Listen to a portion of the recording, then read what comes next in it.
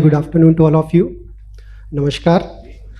So this session is different from the previous sessions. We have got the opportunity to listen from the experts. Now it's time to listen from the young minds. So welcome to this session, Youths Voice Entrepreneurial Thoughts on Sustainable Development. We know that knowledge is the only entity which becomes richer and more valuable when it is shared, right? And when it comes to sharing of the ideas, we know that all the young minds are rich source of new and creative ideas. So we know that India is youth powerhouse. More than 65% population is under 35 years old. And as of, if we take figures, from April 2024, from DPIIT, more than 127,000 startups has been officially recognized by this department. Many of them are creating solutions for the challenges the world is facing now at this moment, and India has great potential of facilitating the contribution to sustainable development goal, leveraging the entrepreneurial solutions by its youth. With this background, NTPC School of Business and BCC and I curated the idea to jointly hold this session, which is Youth Voice for Entrepreneurial Thoughts on Sustainable Development. And we invited students to participate in this particular session. So we invite abstracts and presentations from the various institutes. We received around 12 teams from various institutes across the India. And among these teams, it was very difficult to select the top 3 teams. So we invited some experts as a member of jury. From BCC and I nominated one of the jury member, Dr. Surekha Tetaliji. She is assistant professor with Mahindra University. So, and then second expert was Dr. Naman Agarwal. Earlier he was associated with the Niti Aayog. Right now he is advisor with the Netherlands Embassy. Then we have 2 experts from the NTPC School of Business, which we nominated from our school side. And based on the jury, first of all, I thank all the jury members for sparing the time for evaluating the 12 proposals which we received from the 12 teams. So based on the jury decisions, all these teams presented, the jury decided the top 3 teams based on the novelty of the idea, the design, its market and commercial viability, the depth of presentations, and the top 3 selected teams have been invited to present their idea before this platform, and they are present in this team. So I will invite the team one by one. They will present their idea before this community, and the guidelines for presenting they will present for 10 minutes, and we can have maybe 2 or 3 questions from the audience. Then in the finally we will announce the position of the teams, which is based on the evaluation done by the jury members. So please give a round of applause to the team 1, Anmol Shahi, Dhruv Patak, and Nikhil Kumar Singh.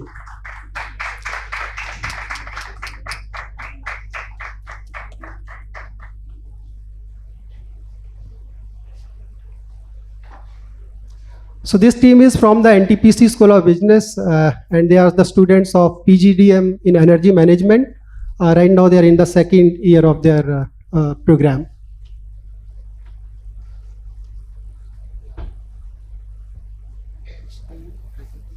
So you have 10 minutes approximately, then we can take 2-3 questions from the audience here, right? Yeah, you can start. Maybe rest 2 can sit here and one by one. Yeah.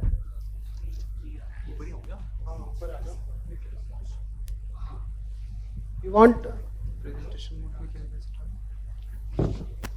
This is in PDF format, so we can close this. It's fine.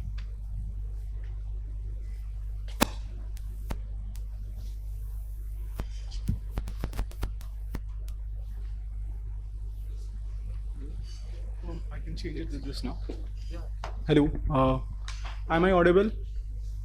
Okay. So, good evening, good afternoon, everyone. My name is Anmol Shahi, and I am here with my teammates Dhruv Pathak and Nikhil Singh. Are here to present our idea, Solarizing Bharat.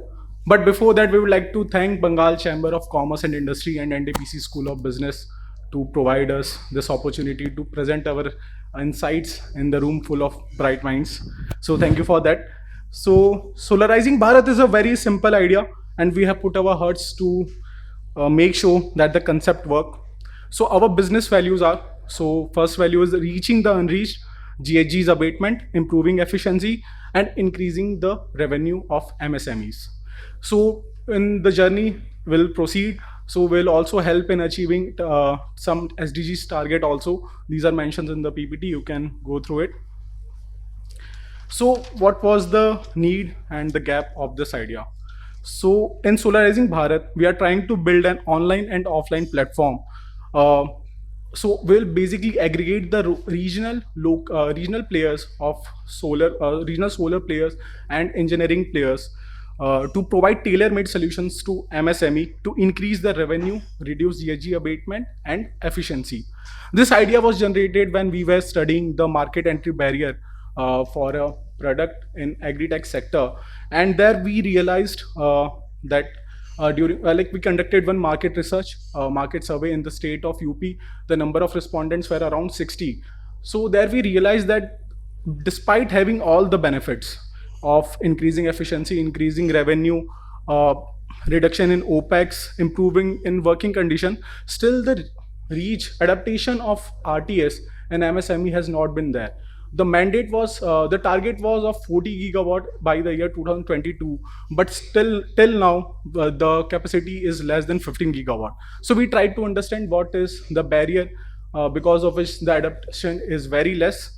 So as you can see from the survey, so distribution of industries I can explain. So most of the industries are food processing industries. These are in majorities because as you have seen in your neighborhood, dal mill, flour mill, these are in most common number. And the awareness is also high between them about the solar benefits of solar which they will get. uh, okay, so the major gap was the trust. They don't trust the regional players because the MSME thinks that the quality of engineering or product, the solution which they will offer, will not be good. And though there are very less big players like Tata Power Solar, the reach is not good. So thus we plan to be the aggregator and bridge the gap. So we are offering online and offline sales channel, customized solutions. Will also offer quality assurance and control. Subsidy assistance if eligible. We will also try to provide carbon credit benefit for customers can be provided in the later stage of the project. So we'll use basically marketplace model and carbon credit aggregation model, and our revenue sources will be majority commission-based revenues for the projects which we will provide to the local players, and data monetization, lead generation, advertising revenue, and subscription fees. Till now, we don't have sales funnel for an aggregator of an RE, but generally sales funnel. The conversion is approximately 20%. For that, I can say that for a aggregator like Make My Trip. So this being an IRE sector and the billing value will be very high, conversion can drop to up to 5 to 8%. Now I'd like to call Mr. Dhruv Pathak for the further presentations. Thank you. Thanks, Anmol. Good afternoon, everyone.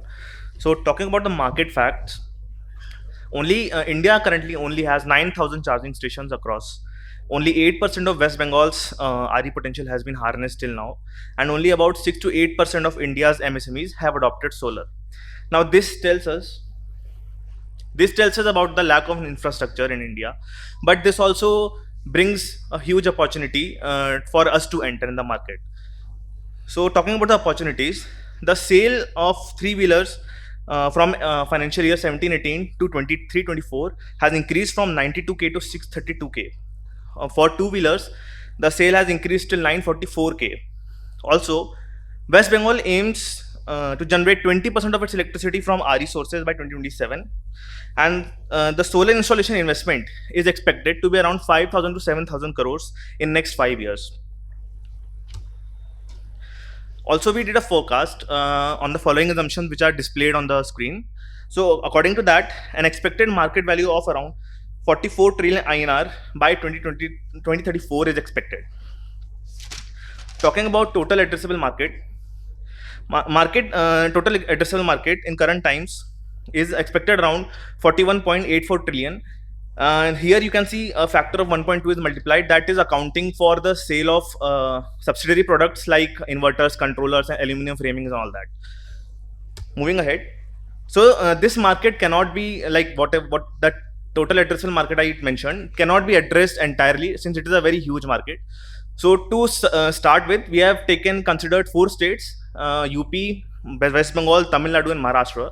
These 4 states are housing highest number of MSMEs, almost 42.5% of all India. So if we calculate the serviceable addressable market amongst these 4 states, it comes around 17.75 trillion INRs. Now, what impact do we bring if we are successful in solarization in these 4 states? So we can create short-term employment opportunities of around of around 80.7 lakh jobs, and in full time we can create 2.1 lakh jobs. Talking about impact on emissions, India for electricity generation from thermal emits 908 million metric tons of CO2. 44% of that is done by MSMEs, and 17% of that is done by the MSMEs of UP, West Bengal, Tamil Nadu, and Maharashtra. So, targeting 269. Just a second. Yeah, so if we are able to achieve the target capacity which is mentioned here, we can abate around 33.128 metric tons of CO2 annually. Now, how are MSMEs going to finance our services? So for that, we are suggesting partial risk sharing facility that is provided by SIDBI in India. So if any MSME is fulfilling the following eligibility, they can take up the finance from the SIDBI. Now I'd like to invite Nikhil to take over. So thank you, Dhruv, for inviting me. So I'm going to talk about like what is the scope of generating carbon credits in our business. So basically, we will facilitate the MSME to generate their carbon credits in under the voluntary carbon market. So that would also add the valuable asset for their business growth as well as their environmental responsibilities. So what would be the pathway that what we are doing it? So firstly, we will help them to generate the carbon credit by facilitating them by developing their projects, including from deciding the scope of the project to documentation, doing the documentation for the project, and then arranging the third party verifier to generate the carbon credit for the MSME industries. The second thing is that which is beneficial for us also for our business also, that we will having a project developer and being an aggregator, we will have the rich data pool of carbon credit generator, so that the larger industries who want to mitigate their carbon emission or who want to abate their carbon emission, they can contact us because we have a large pool. So the starting how the MSME can register for generating the carbon credits, the first one is the project verification and validation. That will be done by the verifier or the third party, which is the famous Vera and Gold standard. Now the second is the project registration, that is also done by the third party verifier, and then the distribution of carbon credits. So the purchaser, I mean the broker, exchange or aggregator can directly sell their carbon credits in the market. Okay, so let's talk about the market size of VCM, voluntary carbon market. It is like it was 2 billion in 2020 and projected to be $30 billion by by 2030. This is a consumer persona general, which is done by, I mean, we have done this market research, primary market research. The industry which is running through electric or diesel plant owners or MSME owners. So this is a consumer persona like general 26 to 35 age, between 26 to 35, the gender male, and the location is Uttar Pradesh. We have done in Uttar Pradesh basically. This is the problem that they are facing: the monthly bill up to 30K, high demand, inefficient motor, noisy, and not utilizing the full potential for the installed capacity. Everything is written in there. You can see in the PPT after that. This is a consumer segmentation. Basically, we have segmented the consumer in MSME highly with the monthly expenses having greater than 15,000, they are more focused on a premium product, focusing on the premium services and high priority. And okay, so and the moderate expenses which have then, I mean, having the less than 10,000 income, they are basically targeting the giving only essential feature. They don't want the premium feature. They are emphasizing on the lower cost to customers and moderate priority to us, and that is the moderate priority to us. Okay, so the consumer, this is a consumer persona. You can see that we made a matrix of all, I mean, we have pointed out the three elements: touch point, need and goals, and responsibilities. This is the SWOT analysis that we have done. And how we'll move ahead. So basically, initially, these are the industries, MSM industries that we are initially target. This is the plan expenses. We will target the UP first in the first year, because we are very familiar about the market in UP specifically. And then from the second year onwards, we can start targeting northern and the eastern states. And then later on, we can venture into the carbon market, which I have discussed, which I've told you, that mapping of a skilled technician for refrigerator and service sector. Yeah. So thank you. Thank you for this. Thank you. So we are open to take maybe one or two questions from the audience. Any questions from the audience? If no, then let's thanks the team Ban. Thank you, team Ban. Thank you.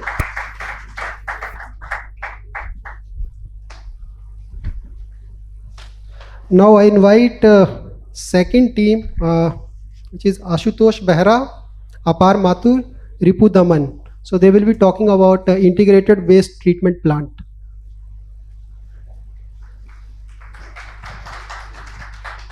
This team is also from the NTPC School of Business, and they are also PGDM second year students.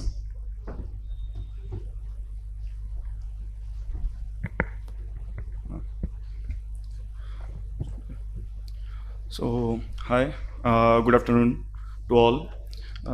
Good afternoon to all the delegates. Good afternoon to the young minds, or the mind of excellence you have. So here I am Ashutosh Vera with my team, Ripu Daman and Apar Mathur. We are going to present an integrated organic waste treatment plant for clean energy transition and decarbonization for rural economy or rural areas. So here, why the bioenergy? Why we are also talking about this biomass and biogasification, biomass fermentation process, but still the contribution of biomass is 3%, less than 3% in whole energy mixture of India. So why these issues are coming near? Because we are coming across the net zero emission targets or net zero summits, but still we are just focusing only the decarbonization, not focusing the demethanization process. So it's a heuristic challenge which is coming in front of days. But coming to across that, which requires a deployment to increase 8% per year between 2022 to 2030 if we want to increase our appetites to go away furthermore in net zero emission and achieve the target before or on the date of 2070. So here you can see the key metrics analysis where we positioning actually. So here the Singapore, Malaysia and India having their recycling rate, waste generation rate and their landfill ratio as well as their incineration rate.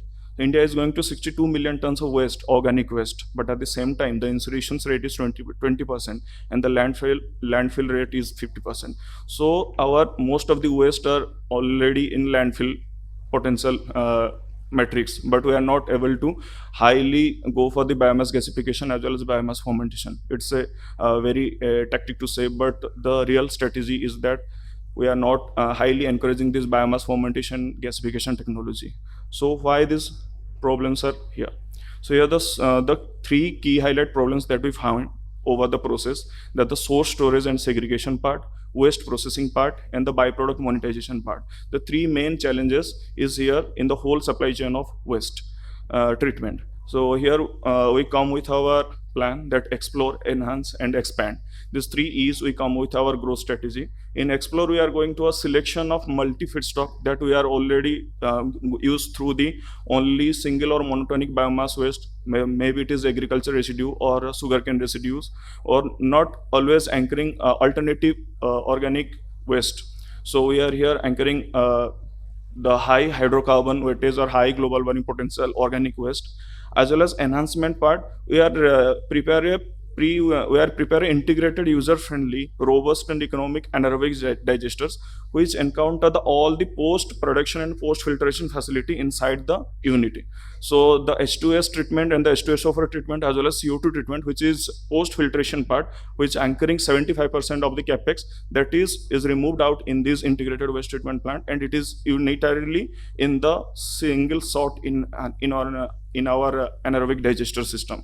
And in expand part, we are more encouraging our the byproduct monetizations. Here the organic fertilizers, we are anchoring high micronutrients organic fertilizers, which is ready to use, replaceable urea or potash.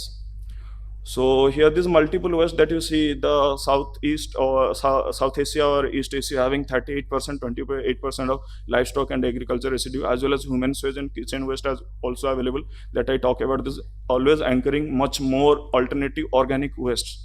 So here the pre-waste segregator, we have designed the organic sensor, inorganic sensor, and usable sensors. According to that, we go for these IPS, PES, and CS COT sensors, for which we segregate the hydrocarbon potentials as well as their global warming potential of each and individual organic waste. Then accordingly, we have to segregate the multiple feedstock inputs. Then we go input to our anaerobic digester accordingly to the fermentation process is going on. So the problem is that in an anaerobic digester, the acidity and alkalinity ratio is generally less than 0.34, and the pH ratio is laid on 5.5 to 5.6. But after 2 to 3 days of dispatch, the acidity level is reduced and the alkalinity level is going to increase. The Va divided by V alkaline is going to be enhanced 0.34, and the pH ratio is 7.4 to 8.0. So it is a very bad environment for methanogenous bacteria, for which the methanogenous bacteria is labs a reverse kinematic reactions going on, for which the methane generation capacity of the anaerobic digester is laying down. So here we just put some nutrients like phosphorus, iron, cobalt, nickel, and nitrogen in this specific ratio: 20 pounds for 1,000 pounds of chemical oxygen demands, 2 of iron, 0.1 for cobalt, 0.01 for nickel, and nitrogen is 120. So these elements are injected when the acidity by alkalinity ratio is increased from 0.34 and the pH is increased from 8. So this the iron part is removed, is reduced the H2S formation, for which the methanogenous bacteria is more enhanced, the acidity part is more encouraged, as well as the phosphorus part and cobalt part is reduced the ammonia contaminations, for which the deposition of nitrogen in the slurry is encouraged and the acidity level of slurry is encountered. So this is the technology for which, without any kind of post filtrations for removal of H2S and CO2 within the same utility, we can remove the H2S, remove the CO2, and remove the rest moistures that we encounter, that SRT divided by HRT, which is greater than 1, that is encountered by the cobalt and nickel part. So by this, the slurry is now highly micronutrients because we use phosphorus, iron, cobalt, nickel, and nitrogen. The same way, the nutrition value of our slurry is encouraged to replace any kind of chemical fertilizer in the market, as well as we are not using any kind of post filtrations like scrubber or any kind of CO2 or any kind of CCUS unit or CCS unit for CO2 capturing. Within the same utility, same unit, we are trap all these H2S, all the ammonia part inside the same integrated utility. So it is reduce the whole average capex, as well as make the system more flexible and user friendly and robust, for which we launch these prototypes to these rural India for a cooperative models, for which the rural India also came into the same limelight for clean fuel transitions. So that you see that the traditional technology having the biomass gasification, the red allocated area, they having the synthesized gas utility filtration, post filtrations. But in our prototype, which is proposed here, the anaerobic digester is first one. The second part is secondary digester. When the acidity and alkalinity level is imbalanced, the slurry is transferred to the secondary digester, and the phosphorus, ferrum, cobalt, nickel, and nitrogen are injected in the designated contribution format, and we able to encourage the methane generation and methanogenous bacteria reachability. So this is the cost of integrated model, which is very low than the traditional model. You can go through this. And the byproduct monetization that we find out, we go through the specified earthworm variety, that is red wingles, which is activated only 20 centimeter of the earth surface, for which the iterations of the organic fertilizers is very highly aerated and highly moisturized, for which the organic fertilizers not only be treated as the fertilizer but also treated as a moisturizers and as well as a mulching. So by this we go through the sustainability, go with the nature, go with technology, and be a proper sustainable gift to the rural India for clean fuel transition in term of methanol. So yeah, yes, you go through this, the micronutrient fertilizer, that zinc sulfate, phosphorus trisulfate, copper sulfate, and ferrous sulfate. That extra nutrition's value, it is added in our fertilizer after this whole soil technology. But before this addition, our traditional biomass fermentation process having the 15-15 or 17-17 or 19-19 NPK ratio only. But go through our technology, we can gain the micronutrients fertilizer as well as the NPK ratios. So our fertilizers is going to be much more compatible than the traditional organic fertilizers, for which at this time we can high anchor our fertilizer value in the market. So here you can see the always market potential here, that Ashutosh, last 2 minutes. Yes. If we assume that 1.1% of global population is increasing, so the greenhouse gas emission and poultry and meat consumption is going to be encountered by the 570 million ton of CO2 equivalent. As you see that biomass with fermentation technology having a carbon negative value, -13 to -15 kg CO2 equivalent. So it is not a carbon neutral technology, it is a carbon negative technology which anchor a better sustainability opportunity in the later future. So thank you. So thank you. We are open for questions. If any questions from the audience? If no, then let's thank the team too for their beautiful presentation. Now I invite the team, third team, which is from Delhi Business School, Devansh Khanna, Kopal Jain, and Pratyushi Singh.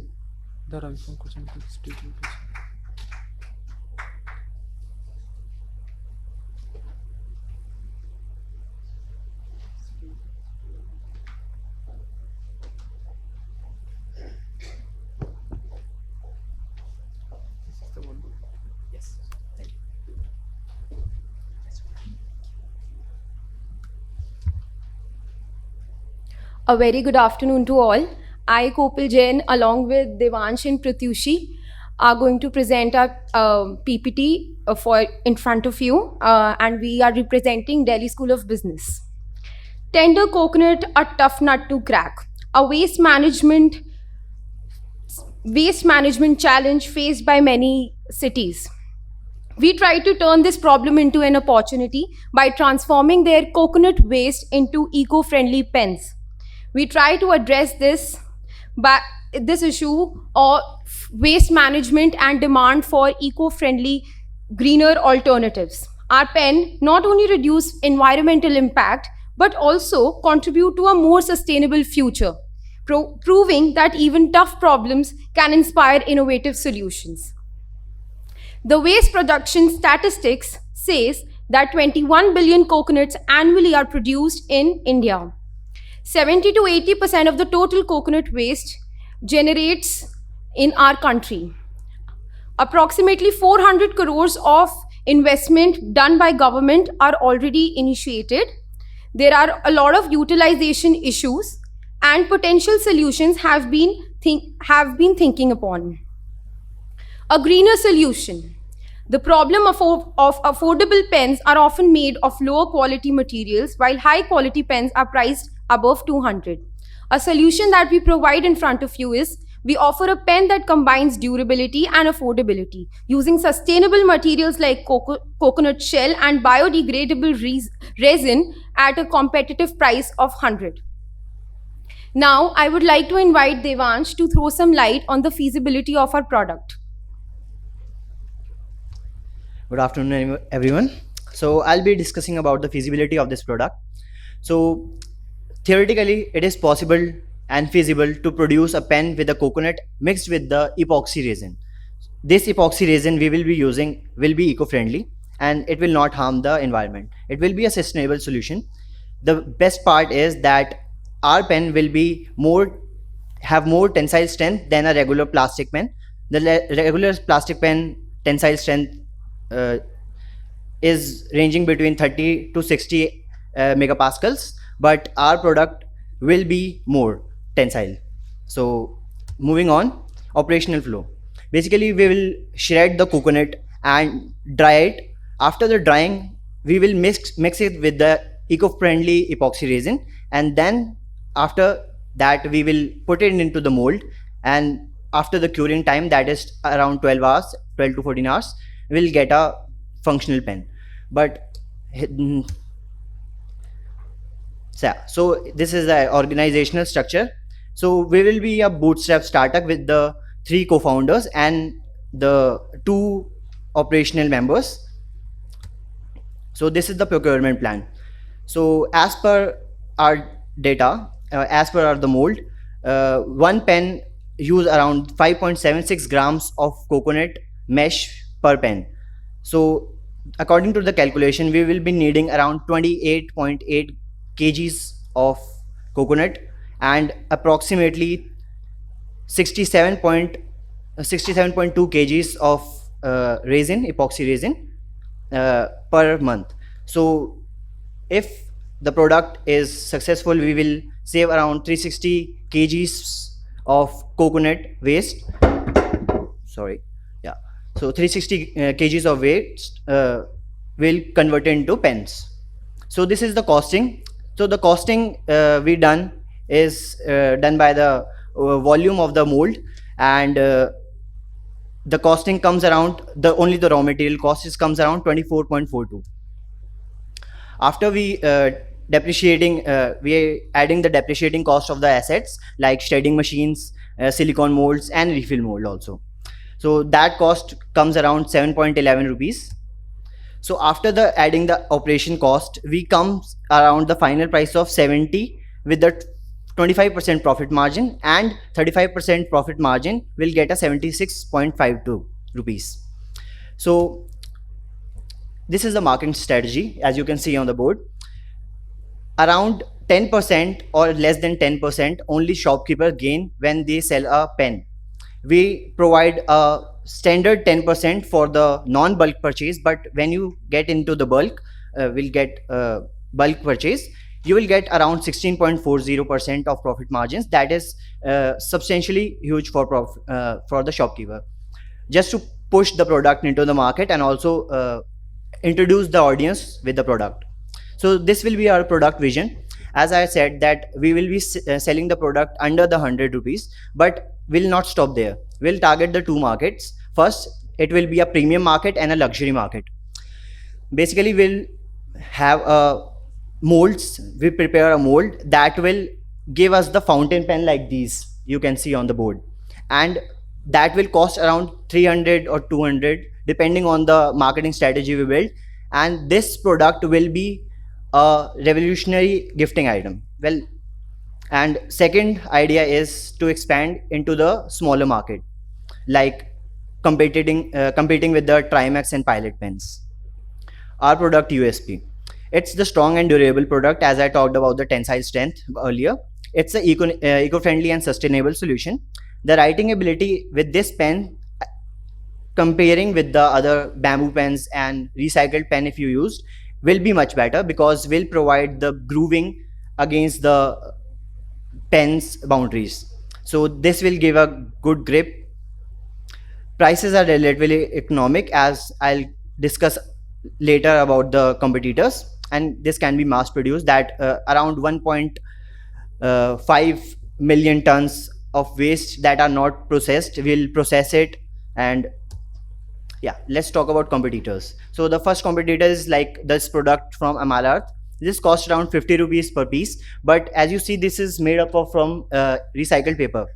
This product is good, but fundamental issue with this product is that you don't uh, yeah, you have writing ability issues with this, and it's not that durable. So our product offer durable product.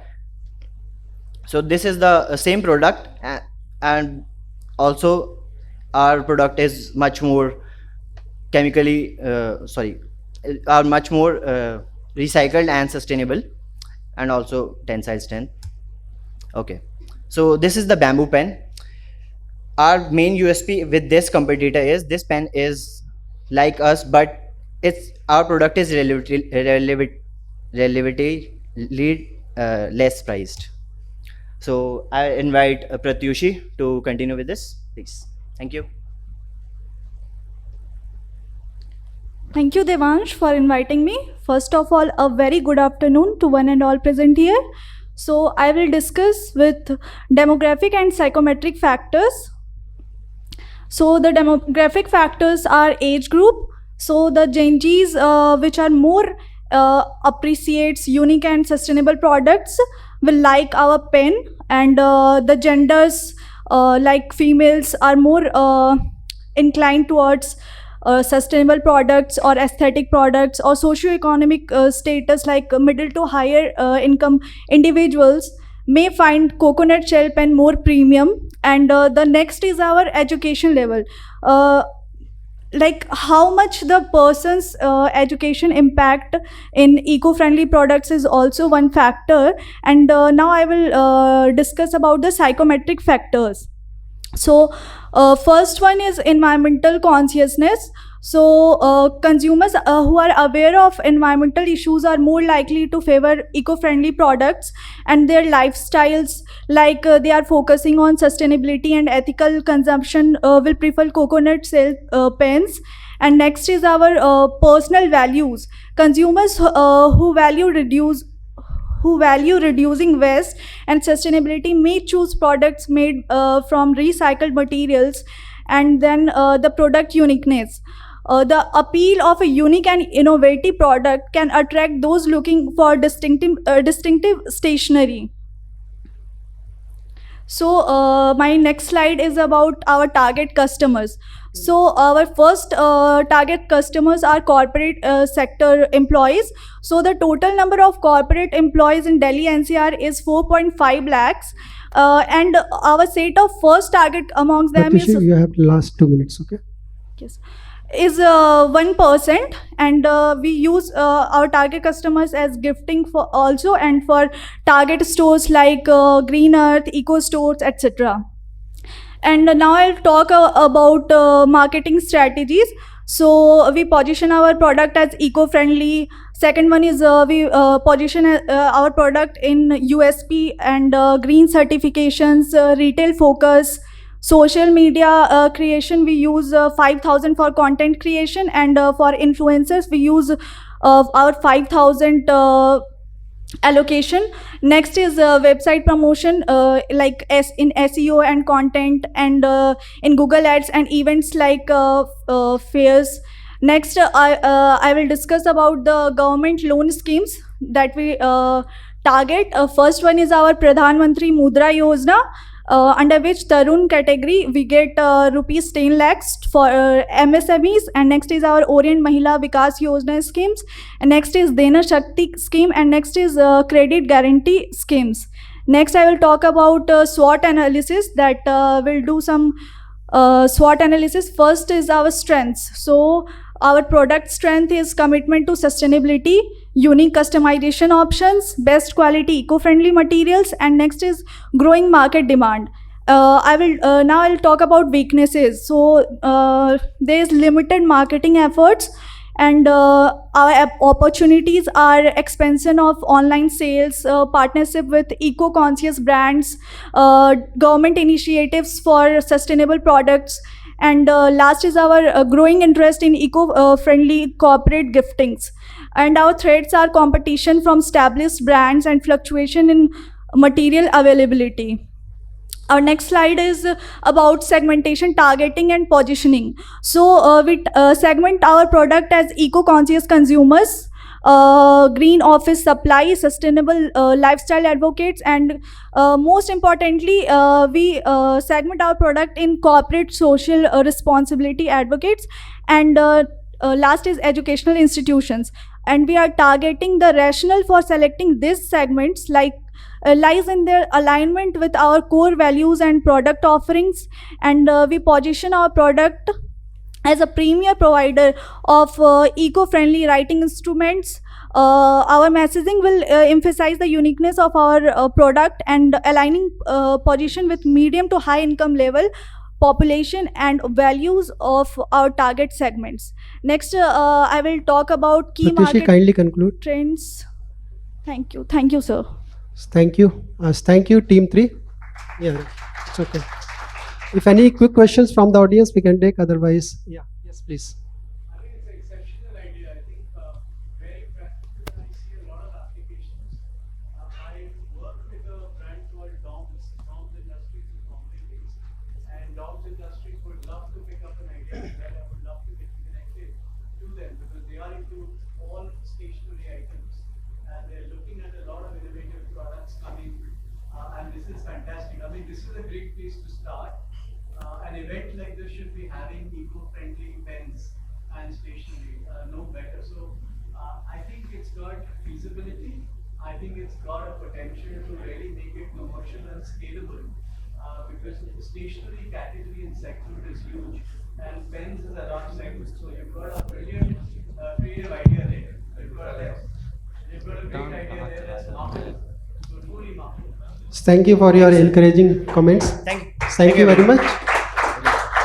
So once again, I thank all the team who has participated, all the 12 teams, including the top 3 teams, and congratulate the winning teams. Now it's time to announce the position of the winning team, which is evaluated based on the decision of the jury. But before this, I would like to invite Professor Shivratan, NTPC School of Business, and Professor Prashant Jha to please come on the stage.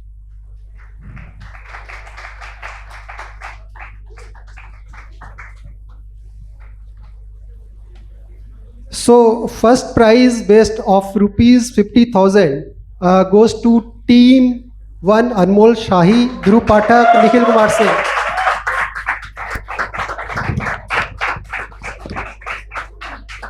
Please come on the stage.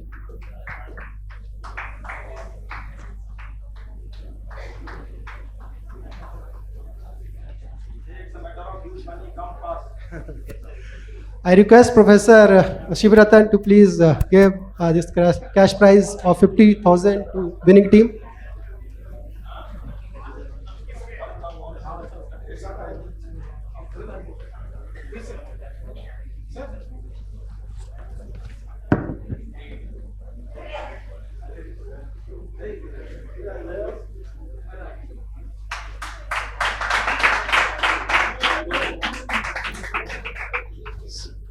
Thank you and congratulations.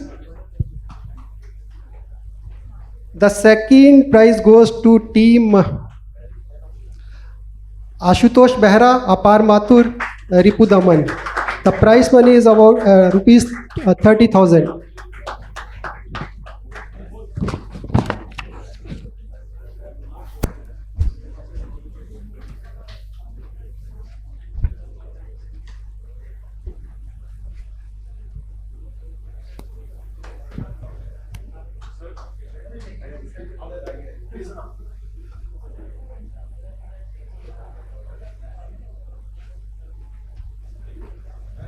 And now I invite third team, Devansh Khanna, Kopal Jain, Pratyushi Singh. The prize amount is 20,000 rupees.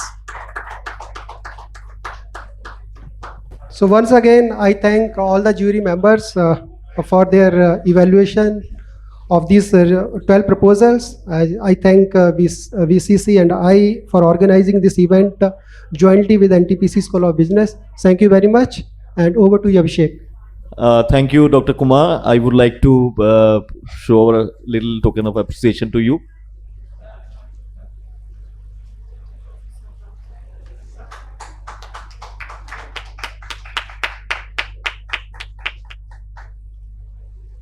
With that, we come to the end of the BCCNI Sustainability Summit on the occasion of 17th Environment and Energy Conclave. This has been one of our flagship event from the Chamber's perspective. Next year, we'll be coming up again with this flagship event. And we are very much grateful to our delegates, our media partners, our key dignitaries, the honorable speakers, and most of all, I would like to thank our sponsors, CAC Limited, Damodar Valley Corporation, Exide, NTPC Limited as gold partners, Berger, Bengal Institute of Business, India Power, Jindal Power, PwC India as our silver partners, industry support from Indorama, and chief patron JIS Group. Without their support, this event wouldn't have been a successful one. So I thank you all.